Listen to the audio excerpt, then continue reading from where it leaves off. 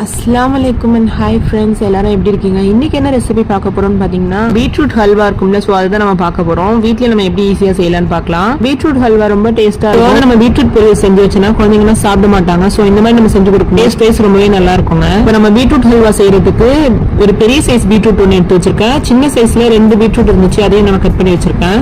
இதை நம்ம ஃபுல்லா வாஷ் பண்ணி வச்சிருக்கோம். சோ இதை நம்ம செதுக்கி எடுத்துக்கலாம். நம்ம இந்த மாதிரி பெரிய ஸ்லைசர்ல செதுக்க கூடாது, சின்னதா இருக்கு பாருங்க, இந்த ஸ்லைசர்ல செதுக்கி எடுத்துக்கலாம். இந்த மாதிரி அப்பதான் உங்களுக்கு ரொம்ப தின்னா இருக்கும், சீக்கிரமா வெந்து வரும். ஸோ நிறைய குவான்டிட்டி இருக்கு. நம்ம எடுத்துருக்கிறது ஒரு 1/2 kg மேலதான் இருக்கும். இப்போ நம்ம செதுக்கிறதுக்கு முன்னாடி தோல் சீவிட்டு வாஷ் பண்ணி நம்ம எடுத்து வச்சிருக்கோம். செதுக்கி எடுக்கும் போது பாத்தீங்கன்னா உங்களுக்கு இந்த அளவு தான் இருந்துச்சு.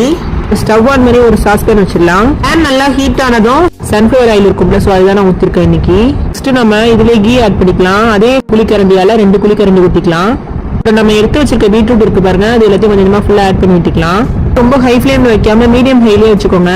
நம்ம ஹல்வா செய்யும் போது அதுக்காக நம்ம எடுத்து வச்சிருக்க பீட்ரூட் ரொம்ப ஃப்ரெஷ்ஷா இருந்தாங்க, ஹல்வா ரொம்ப டேஸ்டா வரும். இந்த மாதிரி ஃபுல்லா எல்லாத்தையும் ஆட் பண்ணி விட்டுட்டு இது மாதிரி வதக்கி எடுத்துக்கலாம்.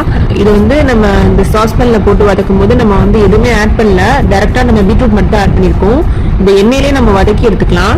இது எடுத்துக்கலாம். பாக்குறதுக்கு அதிகமான குவான்டிட்டி இருக்கும்ல, சோ அது எல்லாமே உங்களுக்கு கம்மியாயிடும் நம்ம வதக்க இந்த பீட்ரூட் ஹல்வா செய்யறதுக்கு ரொம்ப டைம் எடுக்கும், 1 hour மேலே ஆயிடும்.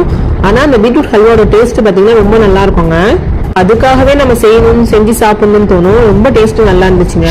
நாம இன்னைக்கு பீட்ரூட் ஹல்வால சுகர் ஆட் பண்ணி தான் செய்ய போறோம். சுகர் இருக்கும்ல, சோ அதான் நான் சொல்றேன். நம்ம சேர்த்திருக்க பீட்ரூட் எல்லாம் நல்லா கலர் சேஞ்ச் ஆகி ரொம்ப கம்மியாயிடும், நல்லா வதங்கி சுருங்கி வந்துடும். மாதிரி சாஸ்பேன்ல நீங்க செய்யும் போது பாத்தீங்கன்னா உங்களுக்கு அடி பிடிக்காம அழகா வராங்க. எடுத்திருக்க பீட்ரூட் ஹல்வா செய்யறதுக்காக நம்ம எடுத்திருக்க இந்த பீட்ரூட் பாத்தீங்கன்னா ரொம்ப பெரிய சைஸா இல்லாம கொஞ்சம் மீடியம் சைஸா இருக்கணும். ஏன்னா உங்களுக்கு டேஸ்ட் கிடைக்காதுங்க, சக்க மாதிரி இருக்கும். ரொம்ப வாங்கும் போது ரொம்ப பெரிய சைஸா இருக்கு பாருங்க, அந்த மாதிரி வாங்காதீங்க. நார்மலா இருக்கும், சோ அந்த மாதிரி வாங்கிக்கோங்க பீட்ரூட் ஹல்வா செய்யறதுக்கு மட்டும். இது நம்ம வதக்கினோம்ல, சோ நல்லா வதங்கி சுருண்டு வந்துருச்சு. சோ இப்போ நம்ம சுகர் ஆட் பண்ணிக்கிட்டோம்.